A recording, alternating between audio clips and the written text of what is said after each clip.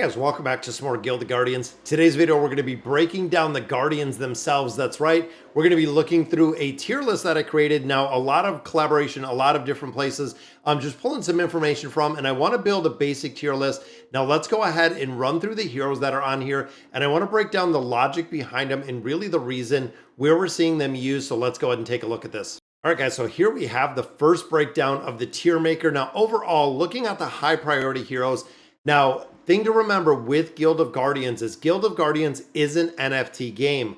Now, looking right now, there are four kind of tiers of heroes that we do receive. Now, the core one and the generation one are the only two that you can get within the game. Those are the only two that you can get as a free-to-play player if you're playing this. Now, a lot of these heroes, of course, come with a really, really big price tag. A lot of players are saying this game is pay to win.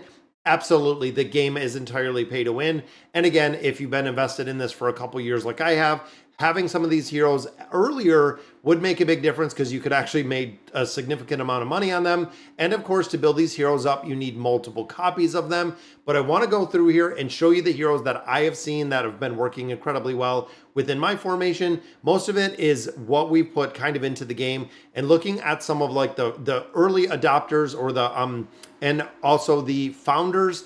We don't have a lot of the heroes because again, they are very, very expensive.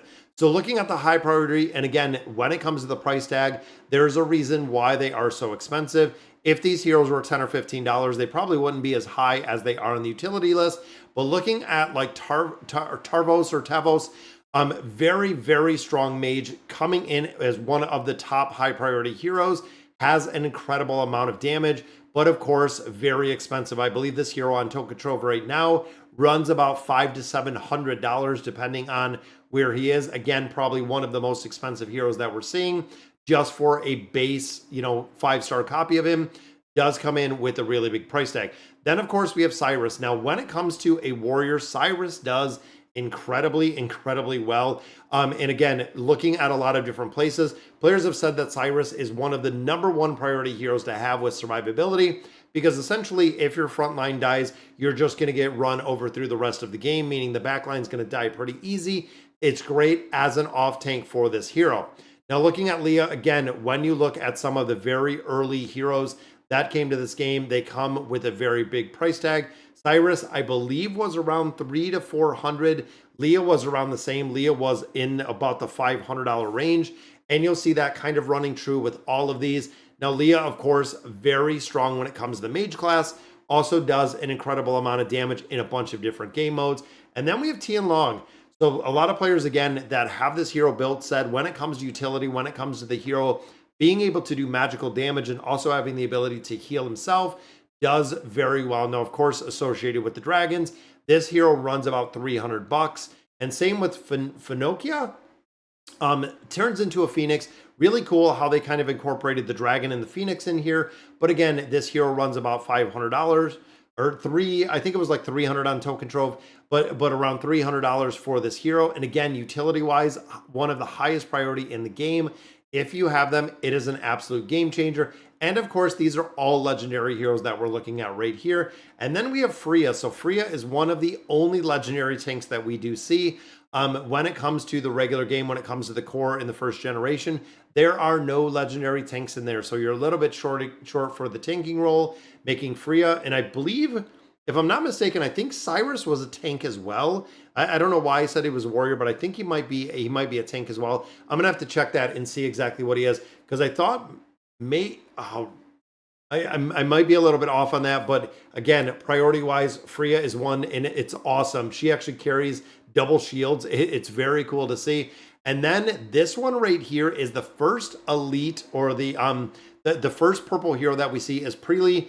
And Preely's really unique. Now, this is a hero that I own myself, and it's more of a shielding to do true damage. If you've checked out the hero itself, very cheap. I think it was about $70 or $80 to pick up. But having this hero and doing the true damage, she shields the entire party and does true damage. Now, I have been able to make it through a ton of content because I picked up one copy of Preely. Now, of course, it's going to take a lot more copies if we want to build her up any further. But overall, the utility, even as a little bit of an earlier game, did work incredibly well. Getting into the A tier, there are a few in here that I have as well. Now, Oxalis, this is one that I want to get as, and I believe it's a support hero.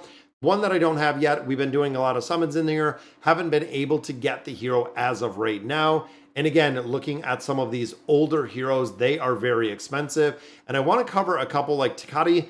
Takati was, I believe, around 15 bucks, but as a tank, very, very strong, has a big damage mitigation factor in there. One that you don't have to really break the bank to pick up, but ultimately you can get a pretty cheap tank in there that does work incredibly well. Now, T-Rock, of course, when it comes to the mages, I am still super lackluster when it comes to the mages in here. But of course, when you add in the crowd control, when you get the AoE damage, when you get some runes in here, they can do incredibly well. And the Turkuk is, of course, a warrior. Again, when you think of the heroes, when you think of the expensive heroes, they are running a pretty big price tag. Same with Rufus. We are seeing a pretty high price tag for these heroes. But again, when you start looking at having the multiple copies, they can be incredibly expensive to build. But ultimately, if you want to be competitive within Guild of Guardians, it can absolutely work. Same with Hylia. Hylia, again, another mage hero that works incredibly well. Now, Morax is a tank. So interesting enough, this is one that does a taunt, has super unique in the build of being a tank, but again, a legendary tank in here. But you can't get them actually in the game. Again, if you're not buying them out of Token Trove, you unfortunately cannot get these heroes. Now, Grizel is one that I absolutely love. That is one of the absolute top tier ones that we see. And of course, Grizel will follow another hero around and have them ult faster, as well as some crowd control. I believe she's got 2 forms of crowd control. Works incredibly well. Now, I actually switched. This is my healer that I have right now, because again, it seems like tanks in this game and healers in this game, we're kind of lackluster on both sides of it. But Aquarius has been doing exceptionally well. And if you guys remember some of my older videos, I actually ran Flicks for a lot of the content. We went through a lot with Flicks. Since I dropped out Flicks and I put in Aquarius, Aquarius has actually been doing absolutely phenomenal. She has an ultimate ability that doesn't heal, but it gives an immunity. And that's the big thing, where if you're fighting a big boss, if you're fighting a large target, chances are you're just going to get completely run over. With the immunity that she provides, it works super well. And then Desidah over here, and I believe this is a ranger hero, again, one that I haven't picked up, unfortunately, in the game. And some of these I probably will not pick up just because of the price tag that they possess. Now, getting into the B tier, now these are the heroes that we're going to use, that I do use and I am familiar with. So looking at Tuskrog, a lot of players love this tank because not only does he have, I believe, a little wolf, but also provides crowd control. Now, when you think of the damage that the enemy teams are dealing, crowd control, of course, does and needs to be exceptionally strong. And the 2-second stun that he provides gives you the ability to get off a couple ultimates, possibly heal a shield, whatever it may be, to keep the teams alive, which does work incredibly well. Then, of course, looking at some more of our damage with Elahat. Again, another one that I haven't really built out, haven't played with a ton, but overall, when it comes to tier lists, and again, looking at him here, does come in pretty high. Now, Flicks, of course, when it comes to the healer, it is one of these two. Out of all of the heroes that you get, it is going to be essentially one of these two that you're going to be using. Then Henry, I believe, is a ranger as well. Again, when it comes to the ranger, I'm not too familiar with the hero, just for a simple fact that we haven't used him a lot. Now, Tybor I have used, and I still do have Tybor. Tybor does incredibly well, offers some crowd control in there, which I like. Survivability-wise, does survive pretty well as long as you have a primary tank, because I believe Tybor is, and again, I'm thinking warrior. I might be getting the warriors and the tanks confused, but I believe he is a warrior that almost plays kind of in the tanking role. And then Anira is a mage that you want to pick up when it comes to crowd control, when it comes to the hero doing incredibly well. Anira does very well when it comes to the damage. And of course, looking again at the primary game, she is one that you can summon out of there. So when you're looking for multiple copies, you can actually get multiple copies of her. And then Corvus is another one, very strong PvP-wise, crowd control aspect. I see Corvus run in a lot of different formations, putting up and really creating a little bit more utility around the hero. So when we get to the C tier, now Atticus is probably one that I would prioritize, just for the simple fact, when you look at Atticus, he has a massive AoE bombs away ability, which of course is just going to decimate the enemy's team. The thing that I've noticed about him though is survivability. He tends to die out super quick with informations, which kind of stinks because, of course, a dead healer or a dead damage dealer is not really doing much damage at all, which is very unfortunate.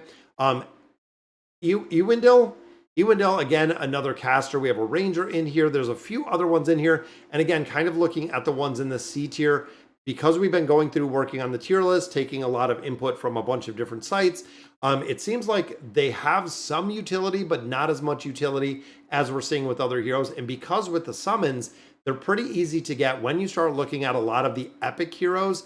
They're not pulling quite the damage that we see with the legendary heroes, which is the reason why they might be a short-term kind of substitute until you start getting a lot more of the legendary heroes. Then, of course, we have Grind. If you caught some of my older videos, Grind was my absolute tank. Every player was saying to replace Grind, of course, with Tuskrog right up here, which I essentially did. And then I got a little bit further and I picked up Takati.